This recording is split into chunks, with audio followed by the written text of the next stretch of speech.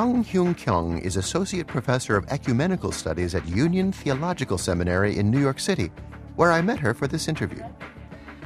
Would you please describe the time and the place that you were born into? Yes, I was born in 1956 in Gwangju, Korea. Gwangju is famous of its revolutionary spirit. And maybe some of you heard about Gwangju massacre. People rose up against our government. So like 2,000 civilians are massacred. So it is quite a city, and I feel very honored to be born in this city. What role did religion play in your early life? I was born and raised in third generation Presbyterian family, my mother's side. But my father was a new convert by marriage, but he is very much Confucianist, Taoist, shamanist in his heart. So in our early days, we have ancestor worship in our family because my father was a kind of older brother in our family tribes. So from the very beginning, it was a very inter-religious the upbringing. How did the political turmoil affect you? I entered the university, and my very first year, the fresh woman years, we have a martial law, and tanks and soldiers came into the on the campus, and classes all were stopped. So I studied in a small underground circle and joined the Korean Christian student movement. But another painful side was I was kidnapped and tortured and imprisoned by Korean CIA.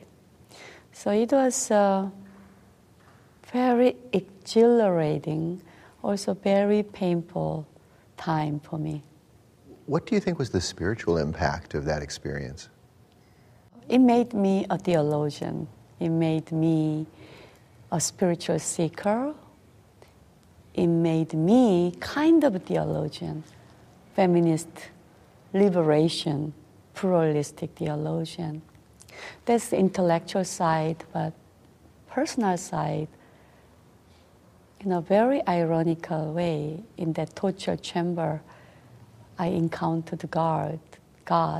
I felt this very gentle and firm hands holding my hands throughout all this. And this psalm, God is my shepherd. And I'm not afraid even when I'm walking in the valley of the death, because I feel that God is protecting me. That psalm verses just came to me like a mantra, again and again. Would you please describe your keynote address to the World Council of Churches? Yes, I was a keynote speaker at 7th Assembly of World Council of Church in 1991. They asked me to give a new interpretation of the Holy Spirit from Asian feminist liberation, Minjung theological perspective. So I did, but my interpretation was maybe a little bit too much. So it made such an uproar, and I became an overnight well-known theologian, not in a very famous way, but infamous way. They say this Asian theologian is a syncretist. She tried to mix every Asian religion with Christian theology. So I raised them a question: why is it okay for you to interpret the Christian theology from Neoplatonic and Aristotelian philosophical view and make it Orthodox theology. And if I interpret gospel from Taoist, Buddhist, Confucianist, shamanistic philosophy, why it become syncretistic and heretical? Didn't that actually lead to your becoming a Buddhist, actually becoming a Buddhist while also being a Christian? Could you tell that story? Yes, after that experience, even Korean fundamentalists, they ganged up together and they attacked me in Korean newspapers and radios and media. And even I got death threat from fundamentalists. So my life became unbearable. And maybe by God's grace or my karma, I ran into this Korean Zen center in Cambridge, Massachusetts. At that time, I was teaching at Harvard University. And that was the beginning of my Buddhist journey.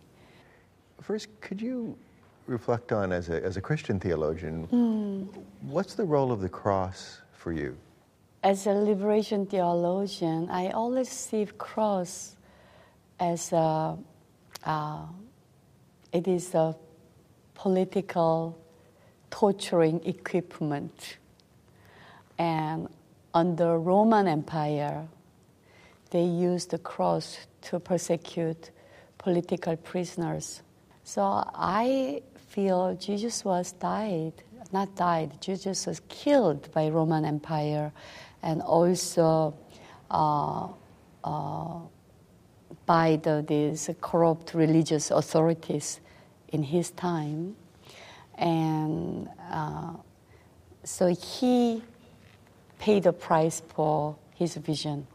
And even I don't wear a cross because who wants to wear torture equipment? Even symbolically, I'm not going to wear electric chair, for my necklace. So I don't ever wear a cross because it reminds me of torture. I do not accept this traditional theology of atonement, this cross, and especially blood shedding on the cross saved all of us.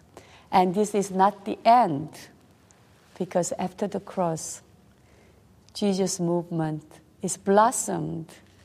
The cross was not the end.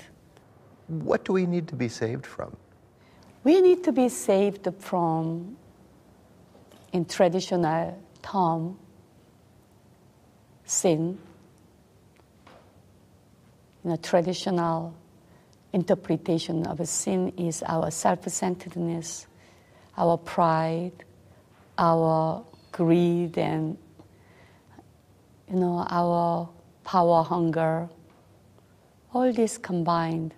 In John's Gospel, Jesus speaks about bringing abundant life.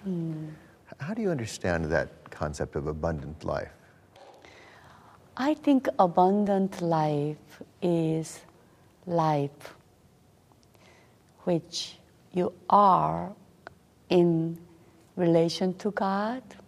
You have a right relationship with God, and you have a right relationship with every living beings, which is based on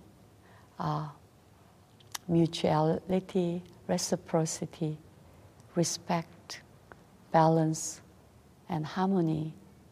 If you attain that space, that interconnectedness, I would say that is abundant life. Do you view the Christian faith as something that just exists and is fixed, or do you see it as something that evolves? Constantly evolving process. Every moment, everywhere, Christianity is evolving. Otherwise, we will be dead. We will not be relevant anymore. Nobody will listen to us. I think we are evolving, and we have to be vigilant in this evolutionary process if we do not pay attention, we can just go very backward.